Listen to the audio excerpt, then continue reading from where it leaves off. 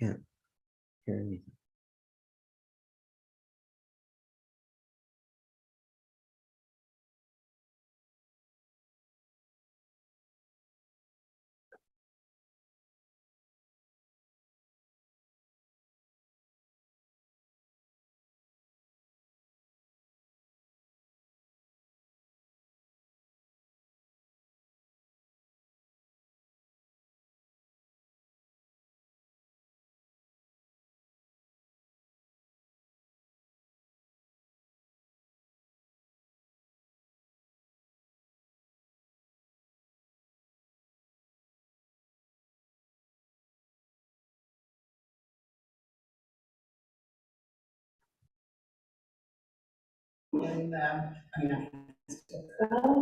But I did enjoy it, and I think I learned a lot, and I wish you all.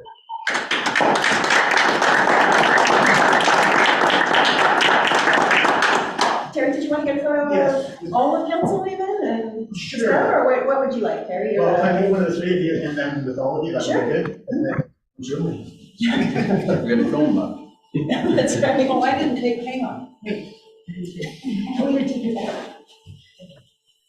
I go shopping, you know.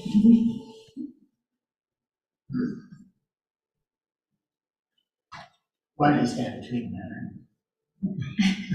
And get out of the. Just let him direct. Yeah, just throw it this way so I don't have the. Just tell me what to do, Terry. Nope. That's what Pretty I good wrote. at that. People laugh when I do it, I get their smiles. So if you guys want. Are we leaving this? You're leaving this. No, this is because of you. Because of you. If you three just sort of want to step forward a little bit, we'll get the guys who are behind you. If you have a stool for Ray, that's gonna be interesting. Is everybody in? Everybody's in. Now you gotta smile. Smile. Wonderful. Good. Great. Congratulations, Thank you, Sheila. Terry. Thank you. Thank you. Congratulations. Thank you. Sheila. Thank you. Thank you. Congratulations, Carl. You joined? Yes. A short fuse. Councilor Johnson wants to say a couple of words. I want to say a couple words. I should be saying more than a couple, but anyways, I did serve on council with Sheila and Carl for probably 25 years. And I must say, every meeting I would learn something. I mean, I didn't spend the time that some of them did in it, as a busy in my own life. But the bottom line is, I must say, they were the best years of my life as far as being associated with the community and learning experiences from you guys. I must say, I'm very honored to serve with you guys. Really appreciate it. And like I say, the years of experience that a few of us have, that's probably 150 years of experience, believe it or not. You know, like with Jay and Tom and us in there. So I mean, we had a lot to offer, and I want to say all the best in the future. And Thank you.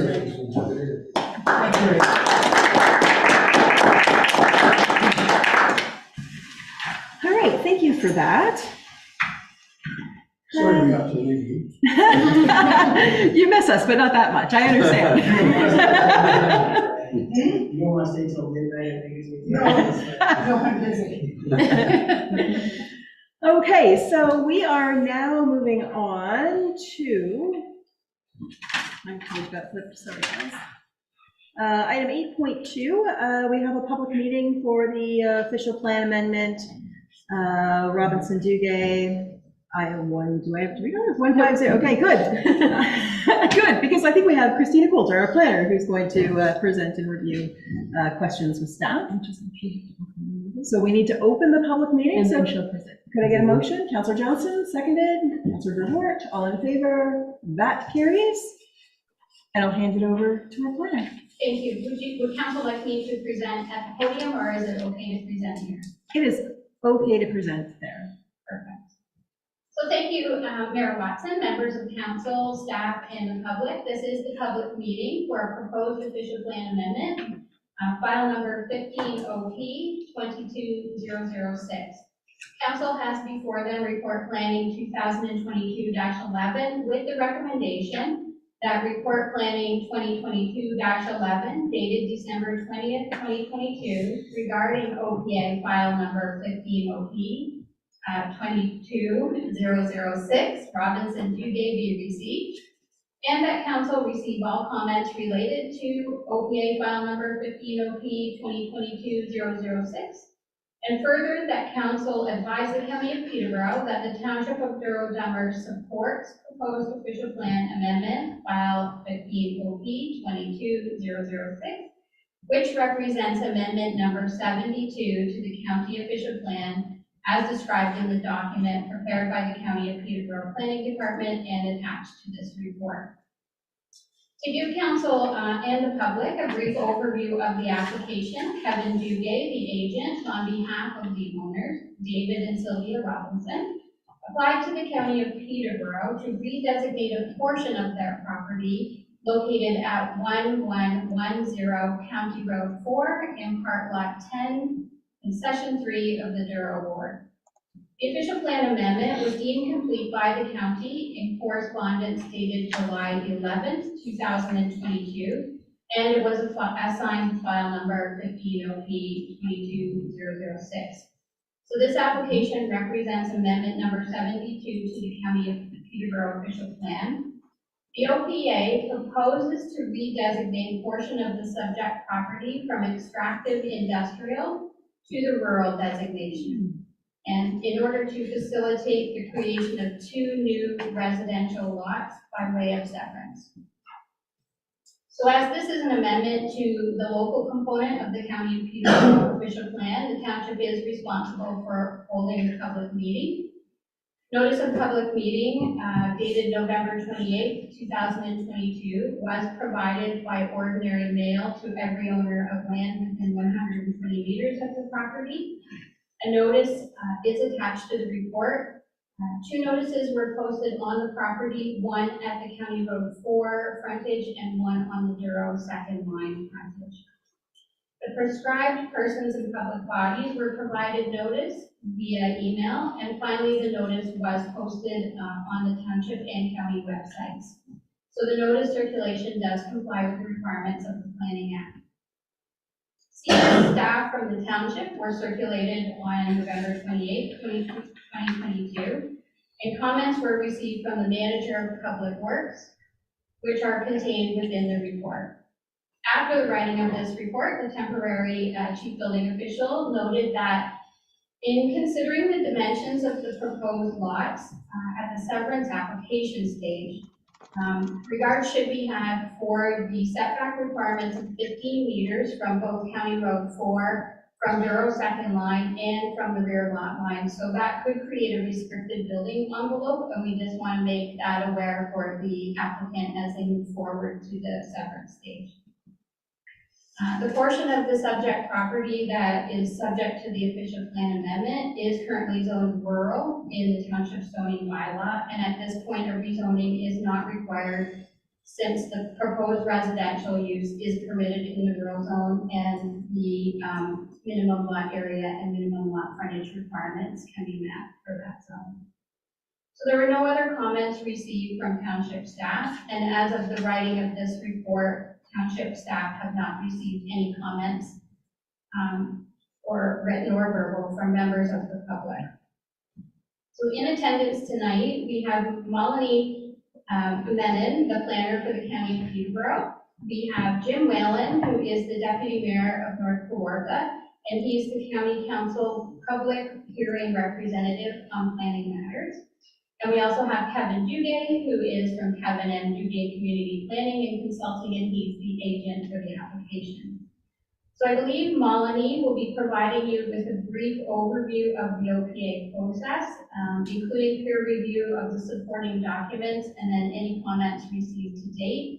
And then Melanie is also available to assist in answering any questions that council and or the public may have with respect to this file. So with that, I'll turn it back to you, Mayor Watson.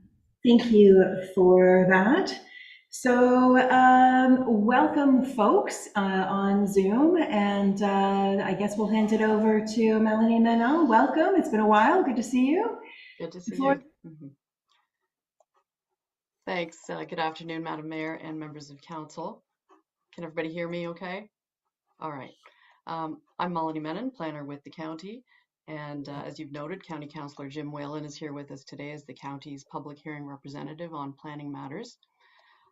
Christina's given a good overview of the application, so I'll just add a few brief points.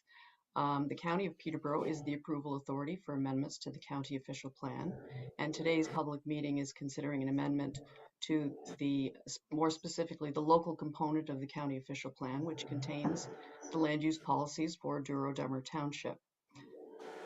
The application, as you heard, is to change the extractive industrial designation on a portion of the property to rural. And currently that designation prohibits residential uses, hence the need for an official plan amendment. I would note that if the OPA is approved, the applicant will still be required to apply for severances through the severance approval process with the county. Prescribed agencies were circulated for their input, and prescribed notice was given, as Christina noted. Agency comments were received from Enbridge, Public School Board, County Public Works.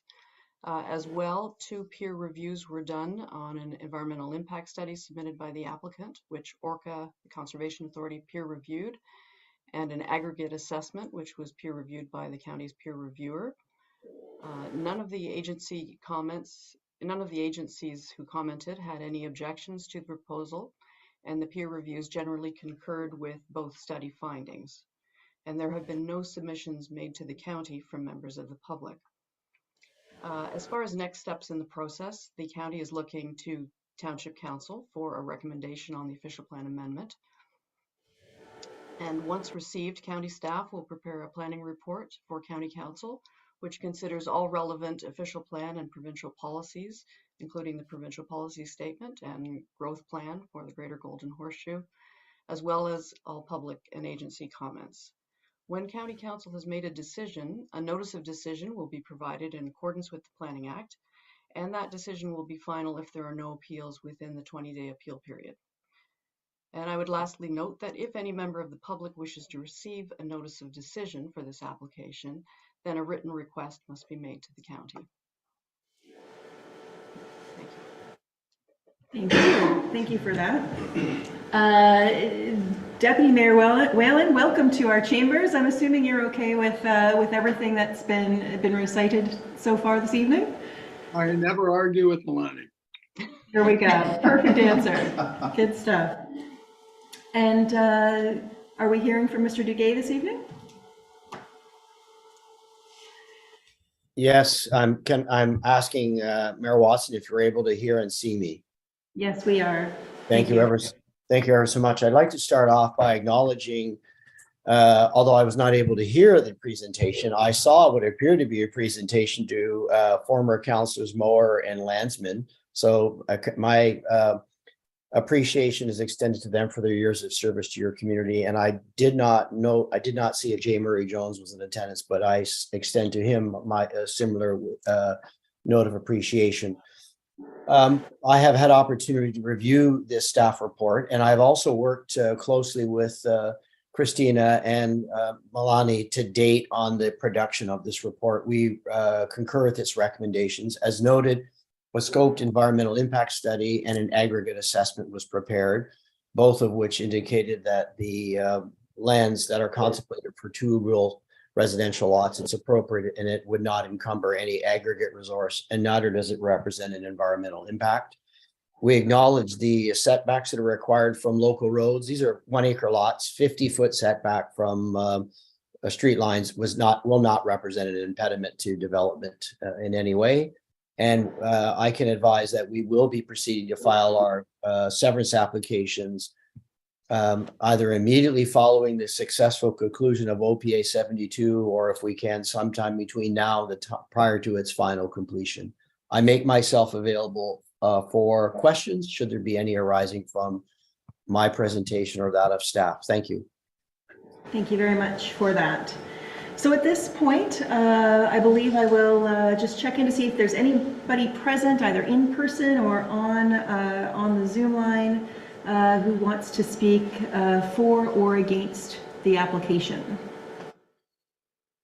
Is there anyone present to speak? I'm seeing negative from Zoom. Nobody in the chambers. All right, well, over to council for any questions. We're a pretty quiet bunch over here. Take a motion to close the public meeting. We're moving right along. Is there somebody?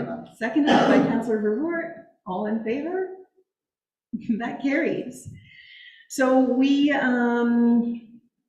do need a resolution now to receive the report.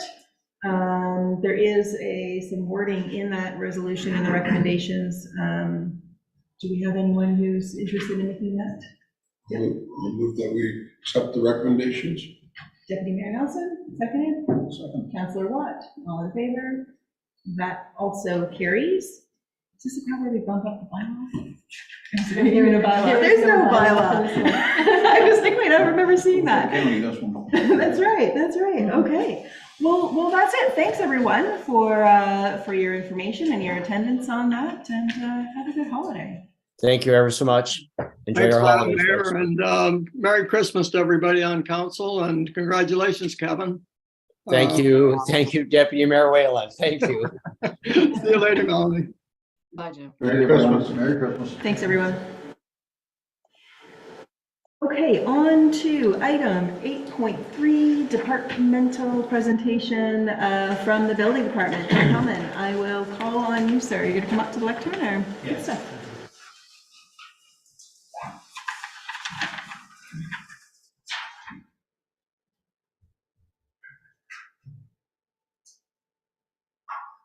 Thank you, Mayor and councilors. I just wanted to give a brief overview on the building department and what we do, and some stuff on maybe what we do as well. And then at the end, I'd like to just give you, as we get to the year end, where our department stands currently. Sorry, John, I'm just getting your presentation. No worries.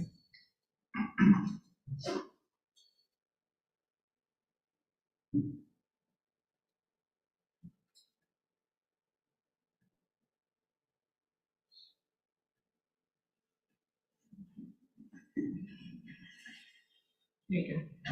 Yeah, that's it. So just a little bit. Okay, so just a quick introduction to our building department. So the building services and bylaw enforcement is primarily responsible for the administration and enforcement of the Building Code Act and the related building bylaws. We're also responsible for interpreting and enforcing the zoning bylaws, property standards bylaw, yard bylaw, noise bylaw, development charges bylaw, and some other various related bylaws. Our current staff that we have, so myself acting temporary chief building official, we have Shane Smith, who's a full-time building inspector with us.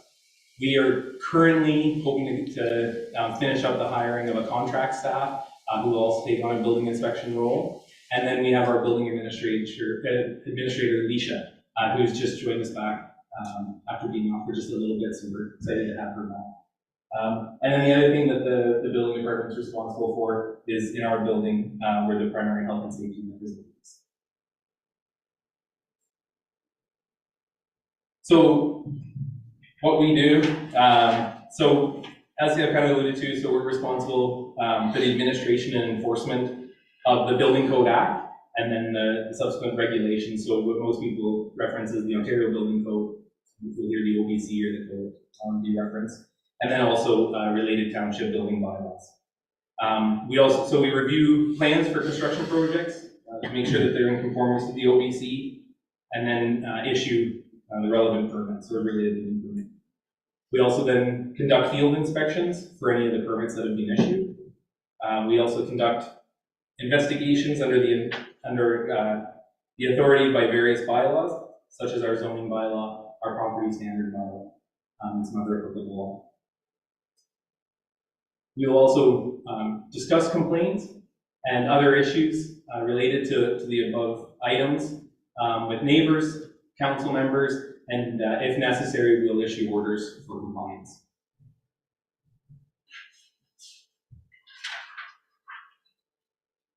And then, if we can, so what we don't do, we don't provide advice. And the second point here really speaks to this is one thing that we don't do is we don't design the structures for people, so we can't point them to the relevant code sentences and articles, but we don't make that design. We don't tell them how to go about doing the work. That is for either a trade professional or a qualified designer. We can't refer specific people to do work for someone. However, we can offer advice on how to locate people. And then one of the things that I'd like to focus on is that we just don't enforce or make the rules arbitrarily. We follow the code and follow the bylaws, and that's what we're enforcing.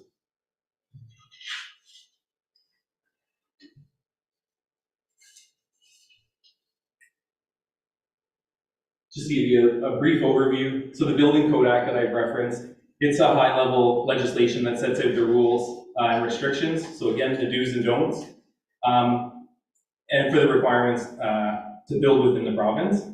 And then under the Building Code Act, we have the regulations. So again, the code, it's typically referenced as the OBC, and it's known as OREG 332/12. And the current version is the 2012 Ontario Building Code as amended.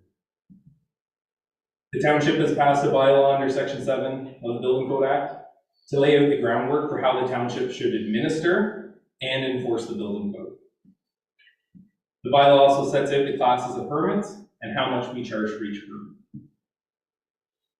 As far as council goes, with respect to the Building Code Act, you pass and adopt bylaws appointing the CBO, and then we administer the code and the act.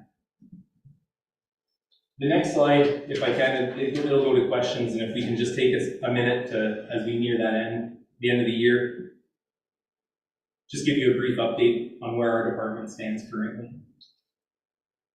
So we've currently accepted 212 complete applications. We've issued 195 of those, and we have an approximate annual revenue of $613,000. 2023 shows signs of being another busy year for us. It appears that we currently have approximately 42 applications ready to start in January through the process of submitted, paid for, and then hopefully continue on to issuance.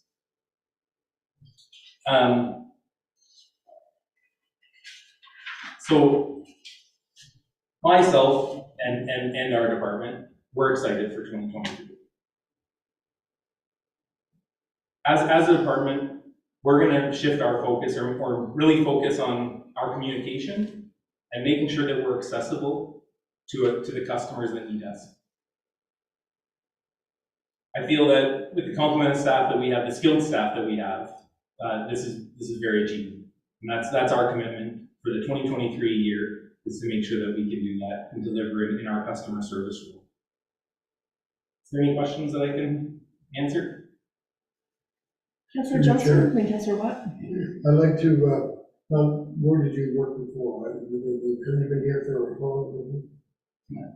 Through the mayor, I've been here for 15 years. Or sorry, I've been here for almost 2 years. Sorry, before this, I was in construction for 15 years. Okay, you're in construction. Yes, thank you. Construction. Pardon me, sorry. On building construction? Yes, building new homes. Yeah, okay. And do you do plumbing inspections? I do.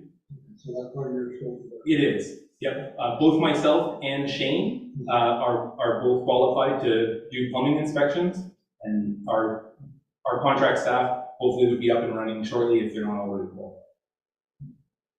Councillor Watt. Through you, Madam Mayor. Thank you very much. We're really happy to hear this, and I'm going to speak for all of us, because I know we are, and looking forward to helping you whatever way we can. I do have a question here. The permits for this year, was that septic and building, or was that just building only? That you said it was that many, 600, it's a lot, or 200 something, sorry. Yes, so that's through the mayor. That is both septic and building permits. Mm-hmm. So we're busy. No, that's good. And like I say, we're here to support you, help you, whatever you need. So I guess Appreciate that. Nice to see you up here. You're pretty comfortable. I wondered, did you come across a couple lines of practice there? But thank you. Thank you. Did you have a question? Yeah. Yep. Through you, Madam Mayor. Thanks for your presentation, Don. The 42, you said 42, that seems like you're off and running to a big start here for in January. Again, I guess my question is that all buildings, or is that some of that septic, or is that kind of split, or how is that? At this current time, I'm not familiar with what the split would be on that. Right. I would say typically it would be, we would see most of that in building and not in the septic end of that. Right. I don't know those specific numbers at this time, but I can get back to you. I can report back. Again, through you, Madam Mayor. No, I'm just curious, like how much time, probably the septics would not be as much time as what the buildings would be. Would I be correct in that, or not really? I think that, through the mayor, I think that all applications deserve our full attention, and potentially, depending on the complexity of that application, we may see different timelines to each of them. So I can appreciate that the septic may seem potentially minor in nature, but we still have the same kind of setbacks to deal with. Not only, so we have zoning setbacks that deal with our septics, as well as the Ontario Building Code. And then also, sometimes there's a bit more in the lead up to septic permits as opposed to during construction, the amount of inspections that we do, but the permitting stage, potentially they're about equal. Okay, thanks. Appreciate it. Thanks, Tom. Councillor Watt, you have another question? Yes, through you, Madam Mayor. And thanks again, Don. And just for clarification, when we're talking septic permits and building permits, we're not talking about the septic inspections. That's just permits to put in new or upgrade a system or whatever. That is correct? That is correct. Yeah. Yes, we're not touching the inspection program at this time with these numbers. Thank you.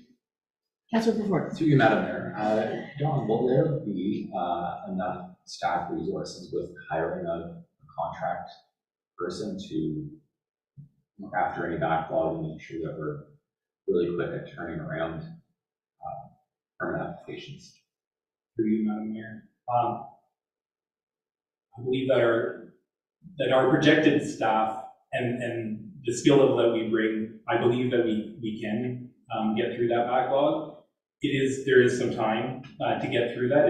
It can't happen or won't happen overnight, but that's why our commitment, our number one commitment, is to that communication and accessibility to the customer, to make sure that they understand. So first, that we make sure that they're not falling off the radar, but the next is that we can communicate with them just what to expect in the process, and that we're striving and working diligently to produce those permits.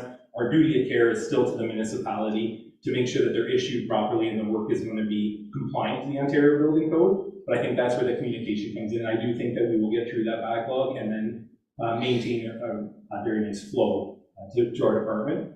But we do have a little bit of backlog to work through, definitely.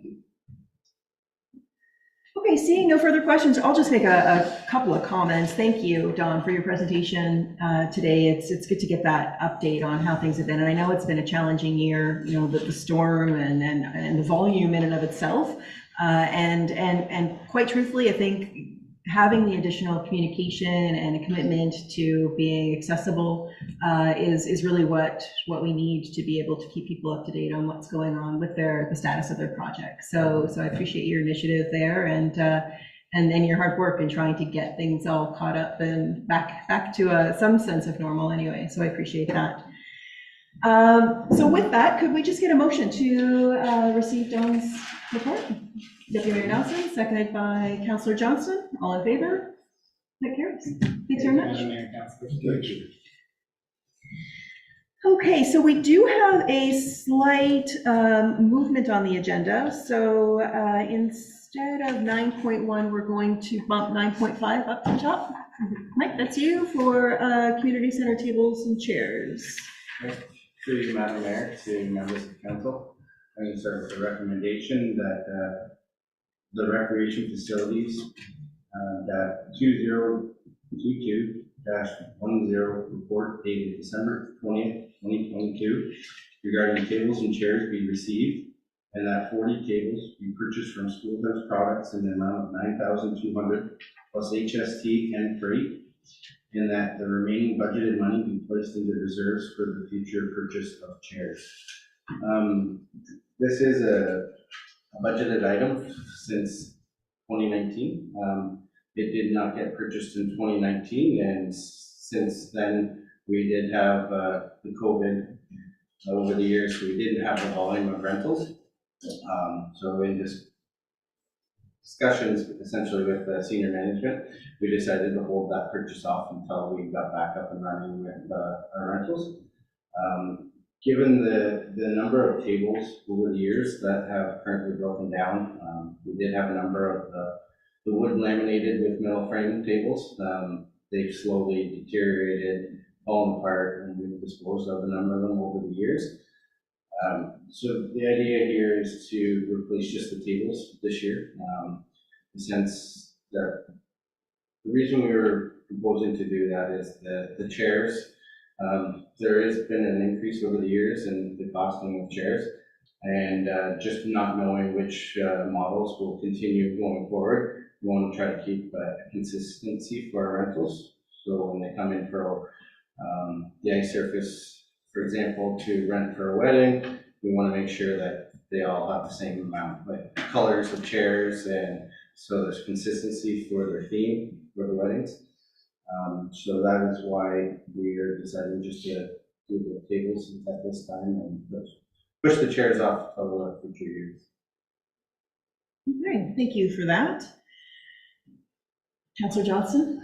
Yeah, my question I have, what material the chairs or the tables made of? Do they fiberglass or Through you, Madam Mayor, they will be a molded plastic. We do have some of these already in place as well, so they hold up pretty good. We are going with the medium duty, so the light duty, for example, they'll only hold about 250 pounds of weight. Hypothetically, if we have an option, we could easily surpass that in no time. So we're going to these tables, the medium duty, which should actually hold 1,000 pounds. They're a little more durable in construction. So. And do they fold? Yes, fold. And they're 6-foot tables. And have you already bought them? Through no, we have not.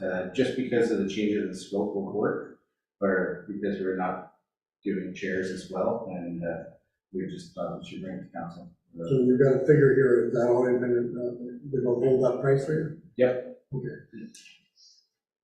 Mayor, I'll make a motion to accept the recommendation as presented. Thank you. Does somebody want to second that? Second. Councillor Watt, before I call the vote, I do have a quick question. If memory serves me correctly, and it doesn't often, so bear with me, do I remember the Douro Seniors Group or another community group had made a donation or got some sort of grant to help with the chairs and tables? And maybe it wasn't even for the Douro Arena. To you, Madam Mayor. Yes, you're absolutely correct. The Seniors Club did receive a grant. Part of it is because of those plastic chairs that we have. Some of them are deteriorating plastics, they're cracking. We do have approximately 250 of them, but they received a grant to upgrade the chairs in that room, and they have done that with a purchase of 100 chairs. The chairs that we will be looking for the future won't be quite to the extreme that they got. They're padded. We're looking for more movable chairs or like stackables that we can bring out for any event on the ice surface going forward, but they replaced the ones that we had in the harness room. And when did that, what year was that?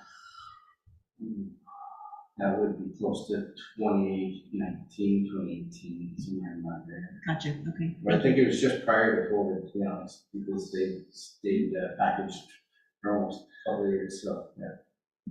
Awesome, thank you. So we have a motion on the floor. All in favor? That motion carries. Thank you. Up to item 9.1 before you, and in your package, you would have received the capital project status report. Are there any questions from council on that report?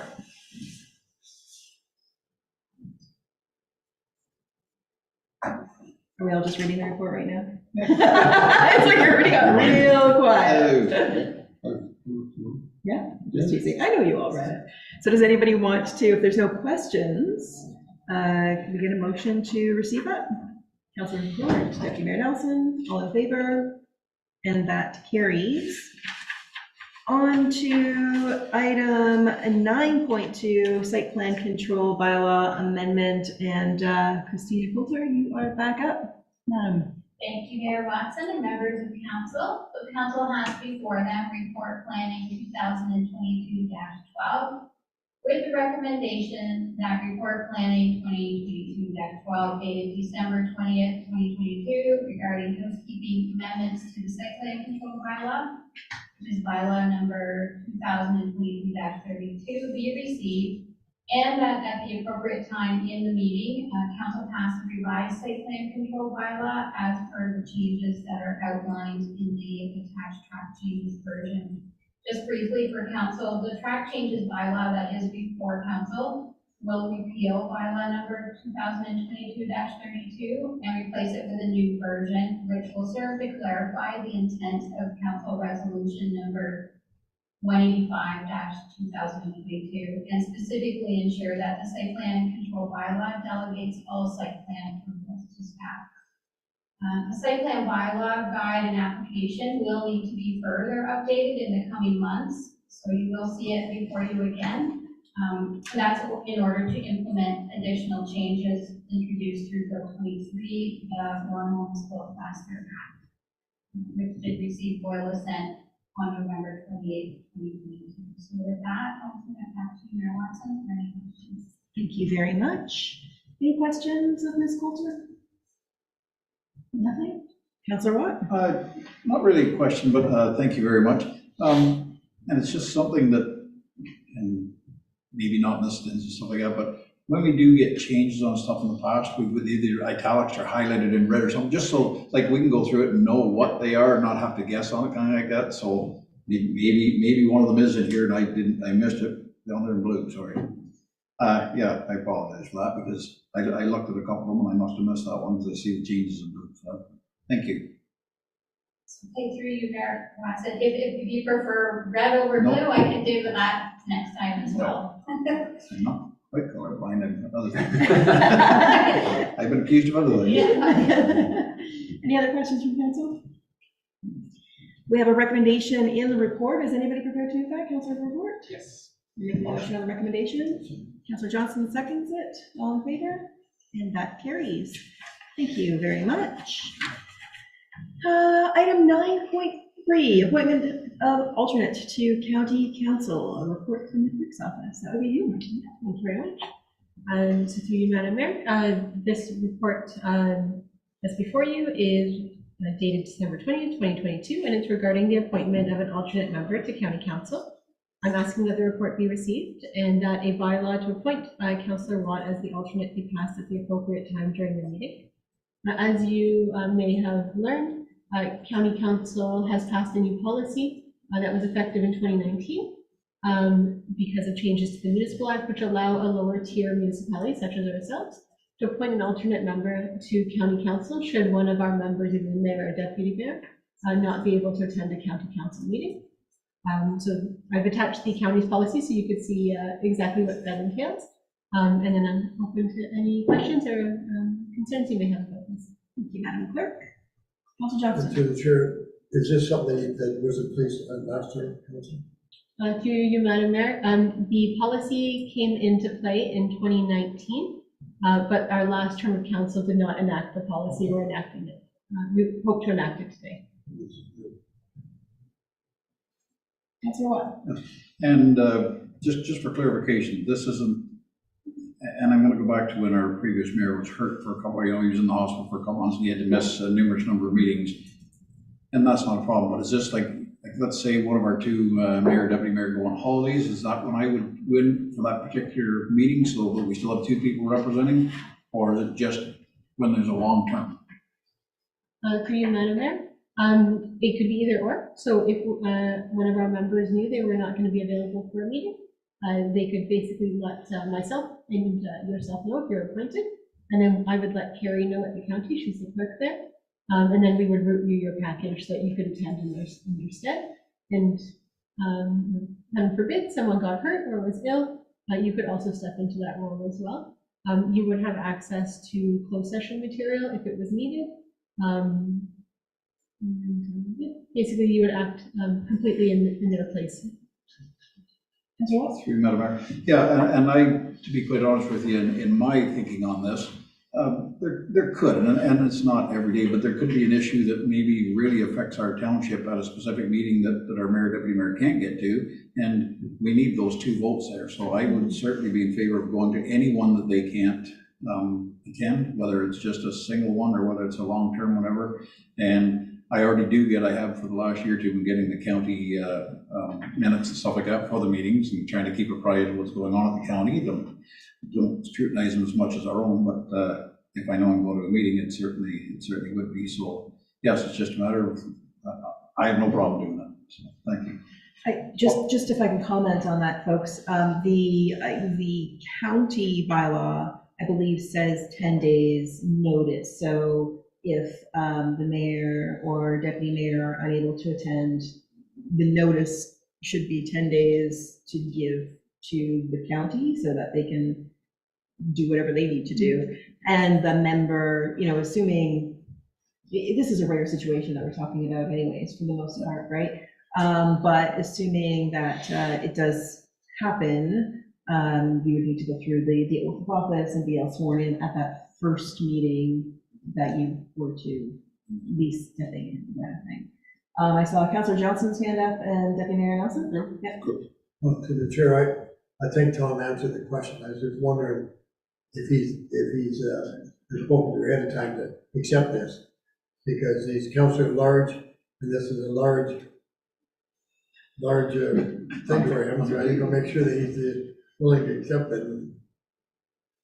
Anyway, he's answered that by saying the word. Yeah, awesome, thank you. Deputy Mayor Nelson. Just a question I have on it, and please don't take this as it's the position I'm talking about, not the person.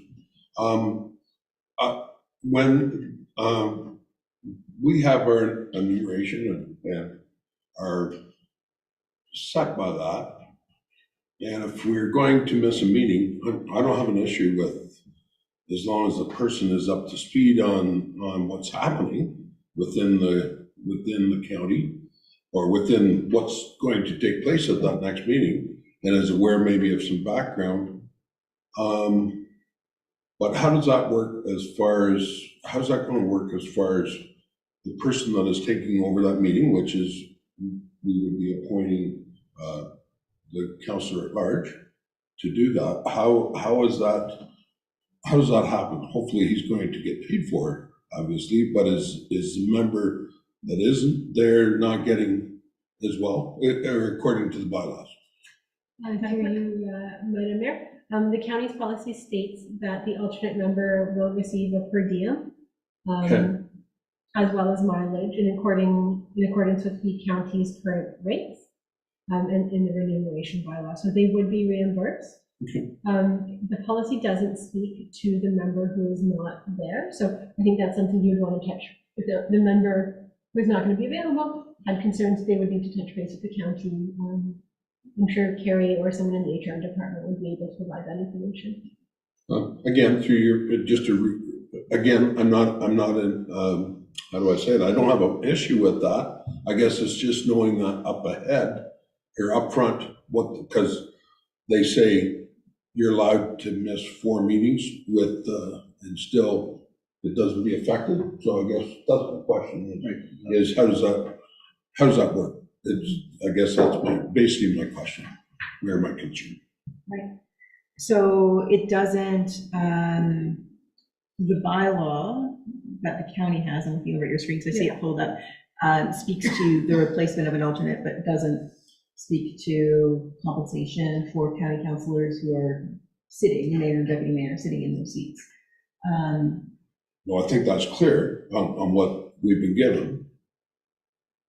So this is over and above what that As a is. per diem. As a per diem. Yeah. That's what it's supposed to be. Yeah. Okay. Councilor Before. I would like to that we accept the recommendation as presented. Is there somebody who's going to second that? Councilor Johnston? See, yeah, you're. I don't think, I'm not going to give you advice on the. I don't think you're allowed to vote. Now it's kind of a kitty area. I believe it's around duties assigned phono. All in favor? That motion carries.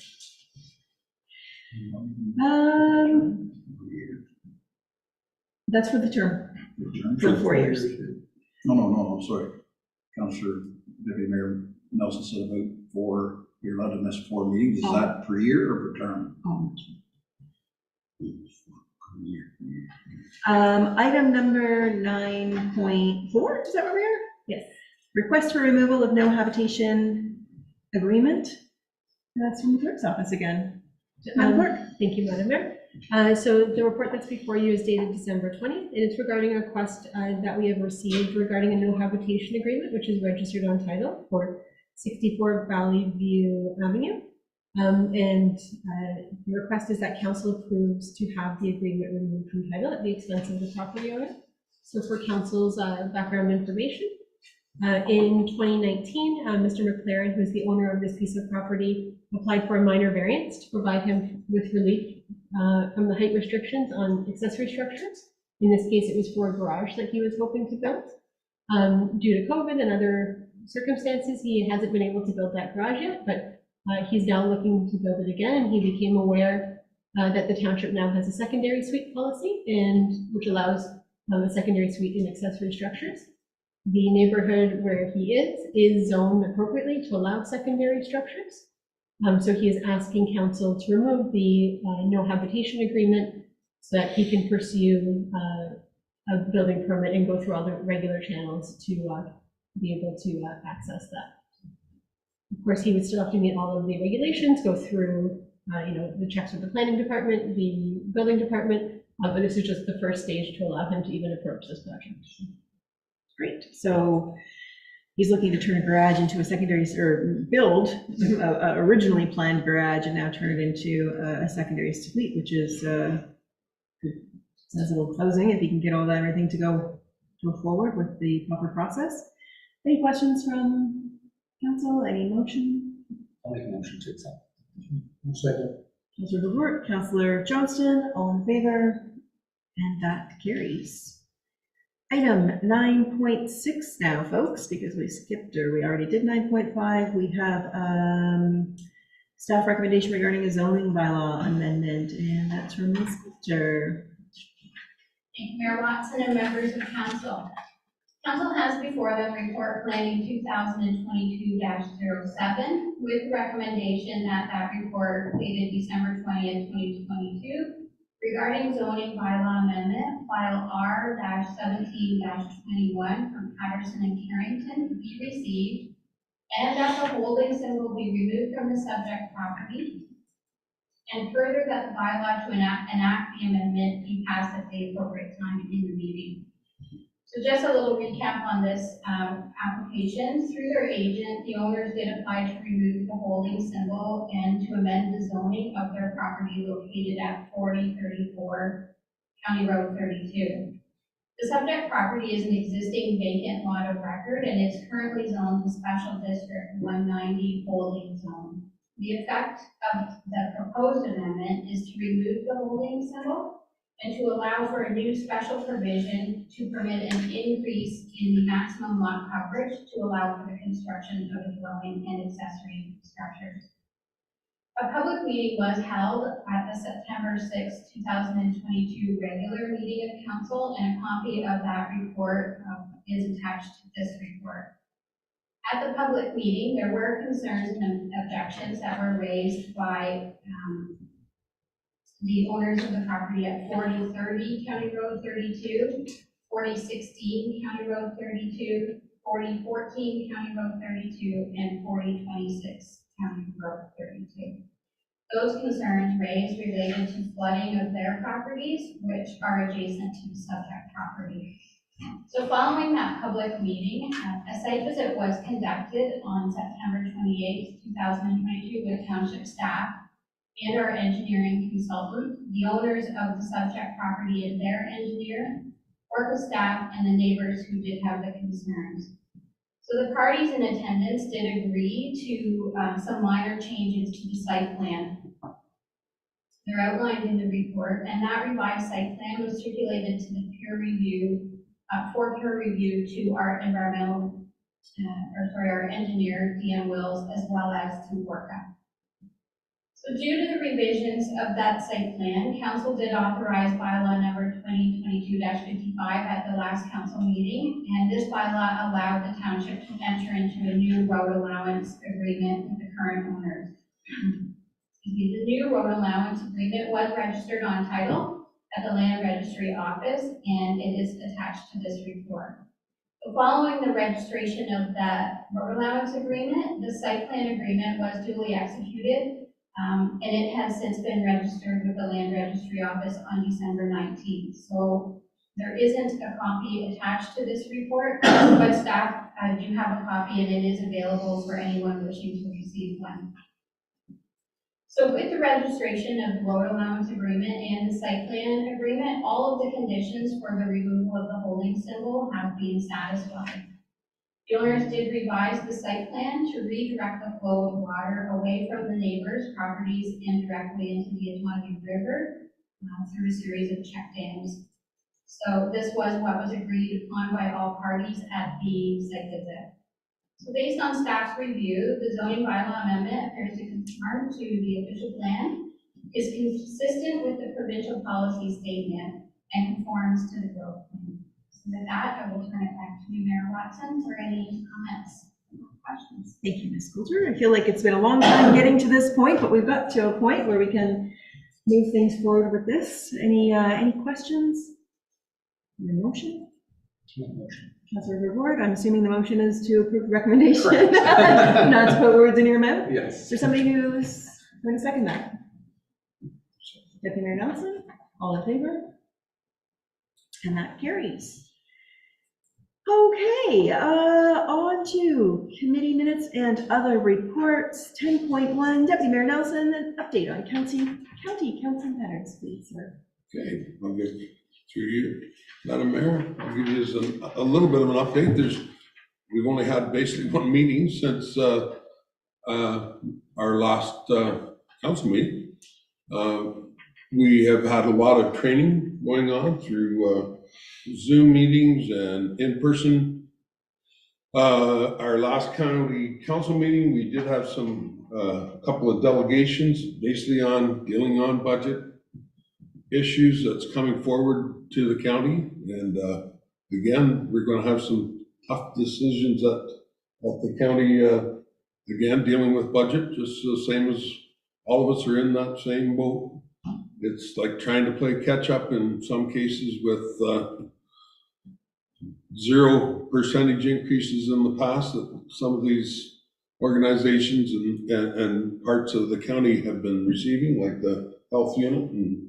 And so we received different delegations on looking for more money, but anyway, so there's some tough decisions to make that we as council are going to have to make in the upcoming future. So, and again, that's going to be budget deliberations at the county level. So really there isn't a heck of a lot else. I don't think I'm really missing much there, Heather, as far as training. Lots of training, lots of training sessions. We want to make sure we're all, as county council, well informed and educated in making those decisions. Yeah, for sure. And as well as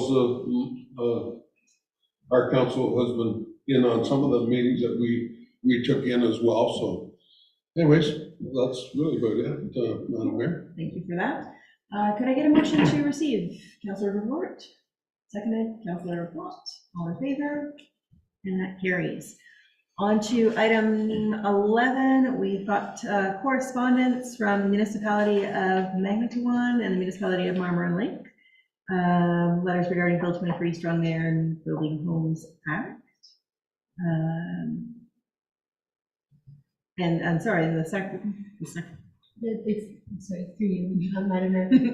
Both communities have sent very similar letters with the same intent, so I've placed them together just for efficiency. I see, okay. Just, yes, thank you. That makes sense. What would you like to do with these letters, folks? Motion to receive, motion to receive and support. I'm just going to receive it with support. Receive and support? Yeah. Councillor Johnson, seconding? I go with a question. Me, through you, Madam Mayor. I think this has already come to us a couple of times with different municipalities, hasn't it? So are we on the same page here that we're supporting it all the time, kind of like that? Because there is a lot of questions on this bill that could come back and affect us. So I just want to make sure we're on the same page all the time. Through you, Madam Mayor.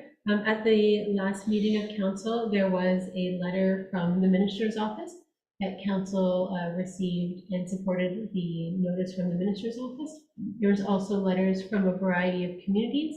Those letters were just received. They weren't supported or dealt with in any way. It was just received for information. So that's why I placed these back here, just to see if you wanted to receive this information or support them or start a discussion.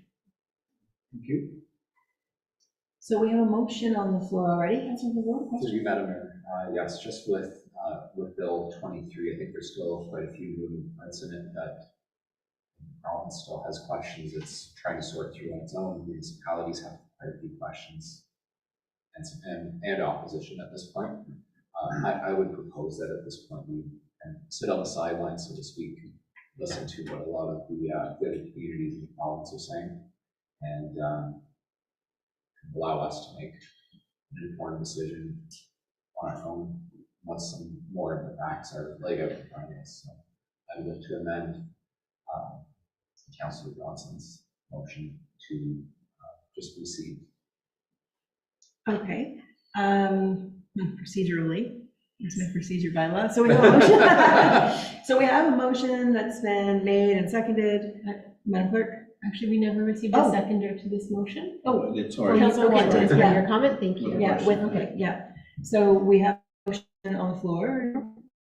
Do we? If Councillor Johnson would entertain Councillor Horwath's motion as a friendly amendment, it could be done as a friendly amendment. If he does not feel he would want to do that, you could just vote on this motion, see where council takes you, and then decide where we go next. That's what I was thinking. Perfect. Councillor Johnson, would you entertain a friendly amendment? To just strictly receive. Okay, and would the seconder agree to that? Thank you. Any other questions on the motion? So now it's a motion to receive. It's a motion to receive. All in favor?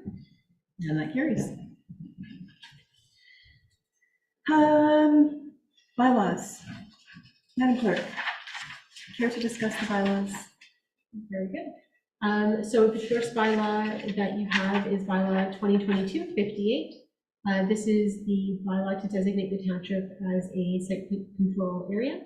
So this relates back to Christina's report regarding the housekeeping amendments.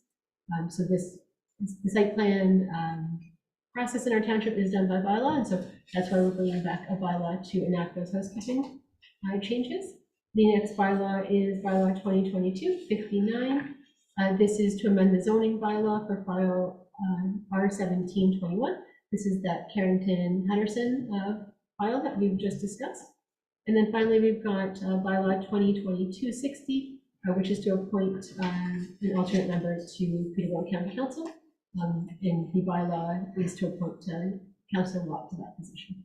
Thank you for that. So could we get a motion? Councillor Ward? Yes. To accept. To approve all those bylaws? Yes. Deputy Mayor Nelson, seconded. All in favor? And that carries. Moving down the agenda, we have no accounts, no reports from notice of motion. Any notices of motion? None. Announcements? Any announcements? I will announce as we roll into the holidays, for folks who are listening in, there is no change to garbage and recycling over the holidays. And the transfer station is closed on the 24th, the 25th, and the 1st. All very important stuff when you're trying to get rid of your wrapping paper and boxes. So good stuff to make note of. We don't have anything on closed session. We just need a confirming bylaw. Motion. Councillor Watt, Deputy Mayor Nelson, all in favor? Our next meeting, we have committee adjustment on January 13th, planning committee on January 13th, and then back for our regular council meeting on January 17th. So with that, before we adjourn, I want to wish everyone a wonderful holiday, whatever you choose to celebrate. I hope everybody has a great holiday and a safe and a happy one as well. Motion to adjourn, folks. Deputy Mayor Nelson, seconded, Councilor Johnson, all in favor? And that carries. Thanks so much, guys. Nice.